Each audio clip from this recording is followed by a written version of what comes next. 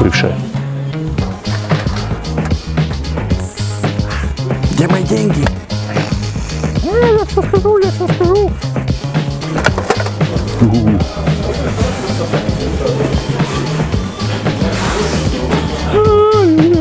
Итак, здравствуйте, дорогие мои, здравствуйте, уважаемые мною зрители нашего канала и нашей передачи. Сегодня я вам расскажу о том, о чем грезит, наверное, любой мужчина. Об огромном количестве инструментов. Так как женщины могут растворяться в косметике, в шмотках, в вещах и во всем остальном, так, наверное, каждый мужчина сходит с ума от обилия вот такого вот красивого, мощного, брутального инструмента. Мы поговорим о том, как выбирать инструмент, мы поговорим о том, как применять инструмент, как стоит его применять, как не стоит, что нужно, что необходимо. Поехали! Многие люди делают следующим образом, покупая бытовой инструмент, не профессиональный, не предназначенный для объемов, не предназначенный для масштабных работ, используют его как профессиональный. Тем самым инструмент выходит из строя щетки, мотор, маховики и все остальное. Что происходит? Инструмент негоден. Вещь нам продали годную, мы ее негодно использовали. Поэтому первая и самая главная ошибка при выборе инструмента – поймите, для чего он вам нужен. Итак, что нужно мужику в доме? Мужику в доме нужно все. Но давайте подойдем немного с холодной головой к этому вопросу. Первым делом, что наиболее часто мы дома слышим от своих дорогих жен, мам и все остальное? Прикрути полку, прикрути это, прикрути то. Для этого есть такой классный инструмент, как шуруповерт. Как выбирать шуруповерт, наверное, каждый определится сам. Основные показатели, наверное, чтобы он в руке удобно у вас лежал, чтобы рука не уставала при долгой работе. Возможность реверса обязательно, режимы. Многие думают ошибочно, что вот это скоростя. Нет, ребята, это не скорость, это не сила кручения, это трещотка. То есть это тот режим, при котором, если заест шуруп какой-нибудь, да, или саморез, или болт, он не закрутит вашу руку, а просто начнет делать вот так вот. То есть, видите, вот я держу. Это у меня на четверке. Если я поставлю, допустим, на 14, видите, у меня уже рука чуть идет. Ставим больше, 18. Я его уже не могу остановить. То есть это вот только вот это. Это не скоростя, это трещотка. Шуруповерт. Первое, что нужно, наверное, нам в хозяйстве. Дальше, что бы я хотел сказать и на что бы хотел обратить внимание, это у нас лобзик. Лобзик... наверное, лобзик вещь такая, которую тоже надо выбирать по характеристике удобства-практичность. У лобзиков разные крепления пил. Есть стандартное, то есть просто мы берем шестигранник и прикручиваем, тем самым фиксируем пилку внутри, либо есть самозажимные. Честно, по мне, самозажимные намного удобнее, намного быстрее. И поверьте мне, не менее качественно, не менее хорошо сидят. В наше время, то есть можно практически любую технику взять уже с аккумулятором. И поверьте мне, работать она будет не хуже, чем сетевая.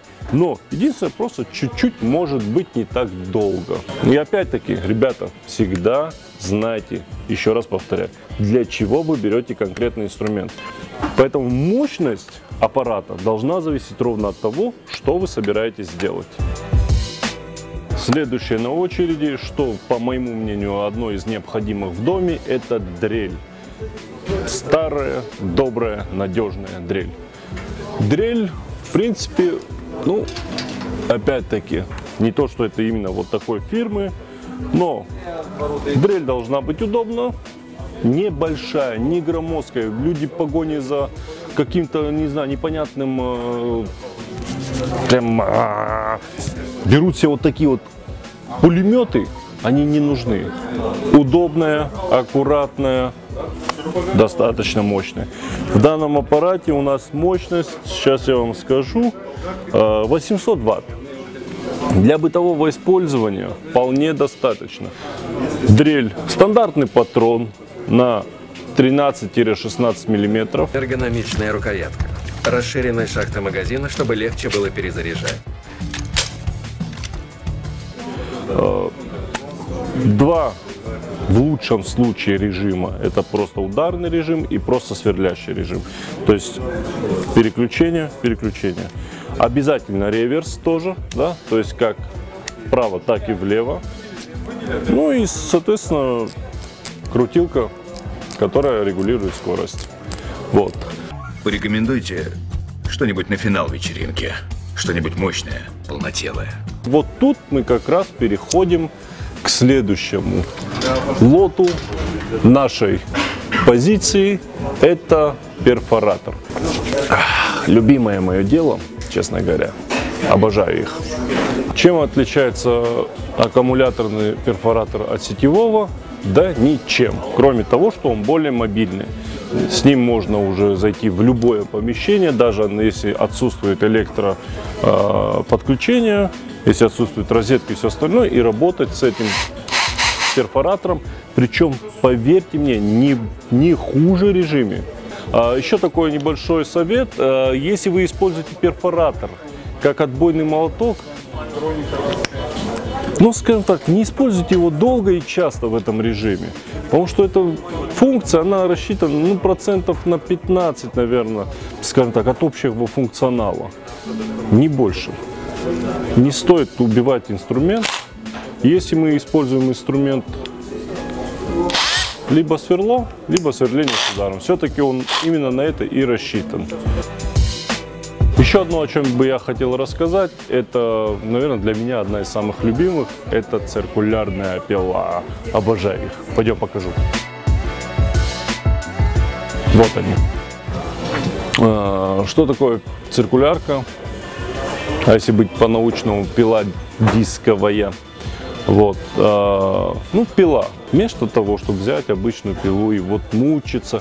Причем обычная пила отрежет что? Брус, отрежет какую-то деревяшку.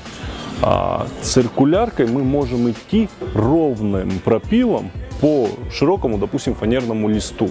И можем его отпилить ровно, хорошо и качественно. Не заморачиваясь и не тратя часы на то, чтобы давайте. Как моя бывшая, понимаете? Вот она пилит. Нет, это быстро. Наверное, как моя будущая. Так, где ты был сегодня ночью? А я ей сказал, не твое дело. Ну, хорошо, и все. Давайте по мелочи пробежимся. Пошли.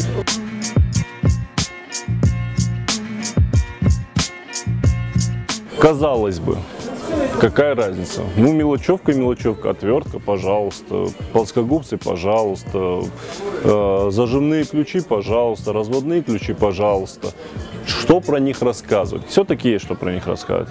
Недавно спросили меня, в чем разница между отверткой, в которую вставляются битки, или цельной полноценной отверткой. По большому счету, если продукт качественный, разницы нету. Единственное, но если в полноценной отвертке у нас биток, то есть его конечник, повредился, сломался, мы отвертку по сути выкидываем. Сменные отвертки мы приобрели новый качественный биток, воткнули его в эту отвертку и пожалуйста. Молотки, ну тут опять-таки, да, просто забить гвоздь. Нам достаточно молотка, грамм 800, наверное, грамм 400. Что значит, почему молотки вешаются в граммах? Потому что от веса молотка зависит, скажем так, сила его удара.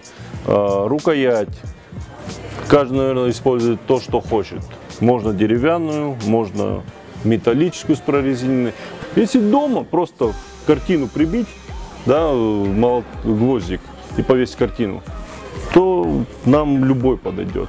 Если мы работаем на стройке, если мы делаем ремонт, то нам все-таки нужен более выносливый инструмент. Соответственно, это уже карбоновая или металлическая ручка, это более тяжелая сама бита. То есть более тяжелый молоток, ударная его часть. Плоскогубцы, ну их массу видов, да, начиная там пассатижи, круглогубцы, длинногубцы и всему тому подобное. Дома достаточно вот такого вот раз-два, да. То есть для домашнего обычного использования достаточно вот 2 видов, большего не нужно. Если вы работаете профессионально, то тогда вам полная линейка в 3 экземплярах. Пожалуйста. Ножницы по металлу. Ну, я считаю, все-таки в доме они должны быть, даже для бытового использования, потому что, ну, бывают такие случаи, там, тем более, если это частный дом, бывают такие случаи, когда нужно что-то отрезать, какой-то лист металла, какую-то трубу, железяку и все остальное. Пожалуйста, очень нужная в доме вещь, по моему сугубо личному мнению. Давайте резюмируем, наверное, весь наш поход по магазину электротехники, строительной техники. Что нужно мужику в доме? Самые основные вещи: перфоратор, дрель, шуруповерт, болгарка, лобзик. Стоимости. Ну, в среднем давайте так будем перечислять. Шуруповерт от 5000, нормальный. Лобзик в среднем от 4000, вполне качественный. Дрель подороже от 7000, но тоже качественная. Перфоратор от 9000, хороший перфоратор. Циркулярка в среднем 4-4500. По большому счету мы тратим не такую уж и глобальную сумму, но имеем качественный инструмент, который служит нам очень и очень долго, которым будут пользоваться, дай бог, еще наши внуки. Да пребудет с вами борода. Это были бородатые советы. До новых встреч.